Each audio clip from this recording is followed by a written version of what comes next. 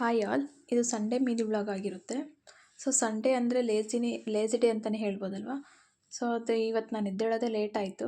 ಅದಕ್ಕೆ ತಿಂಡಿ ಏನು ಮಾಡೋಕ್ಕೆ ಹೋಗಿಲ್ಲ. ಡೈರೆಕ್ಟು ಮುದ್ದೆ ಸಾಂಬಾರೆಲ್ಲ ಅಡುಗೆ ಮಾಡಿಕೊಂಡು ಕೆಲಸ ಎಲ್ಲ ಮಾಡಿಕೊಂಡು ಶಾಪಿಗೆ ಬಂದ್ವಿ. ಹಾಗೆ ಇವತ್ತು ನಾನ್ ವೆಜ್ ಕೂಡ ಏನು ಮಾಡೋಕ್ಕೆ ಹೋಗಿಲ್ಲ ಸಂಡೇ ಆದ್ರೂ. ಯಾಕಂದರೆ ನಾಳೆ ಮನೆ ದೇವಸ್ಥಾನಕ್ಕೆ ಹೋಗಬೇಕಾಗಿರೋದ್ರಿಂದ ನಾನ್ ವೆಜ್ ಏನು ಮಾಡಿಲ್ಲ.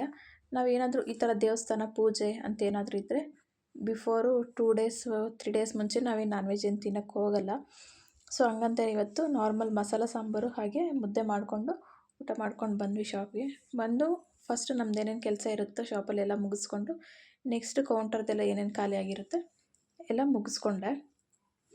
ಕೇಕ್ ಎಲ್ಲ ಮಾಡೋದಿತ್ತು, ಪೀಸ್ ಕೇಕ್ಸ್ ಎಲ್ಲ. ಸೊ ಅವೆಲ್ಲ ಮಾಡಿಕೊಂಡು ಮನೆಗೆ ಬಂದ್ವಿ. ಬಂದು ಊಟ ಎಲ್ಲ ಮಾಡಿಕೊಂಡು ಪಾತ್ರೆ ಎಲ್ಲ ತೊಳ್ಕೊಂಡು ಮತ್ತು ಇಲ್ಲಿ ಮಾವಿನ ಹಣ್ಣಿತ್ತು.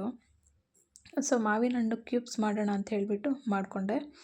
ಸೊ ನಿಮಗೆ ಇಲ್ಲಿ ನೆಕ್ಸ್ಟ್ ವ್ಲಾಗಲ್ಲಿ ಅಪ್ಲೋಡ್ ಮಾಡ್ತೀನಿ ಮಾವಿನ ಹಣ್ಣು ಕ್ಯೂಬ್ಸ್ ಯಾವ ಥರ ಮಾಡಿದ್ದೀನಿ ಅಂತ. ಸೊ ಇವತ್ತಿನ ಮಿನಿ ವ್ಲಾಗ್ ಇದಾಗಿರುತ್ತೆ. Thank you.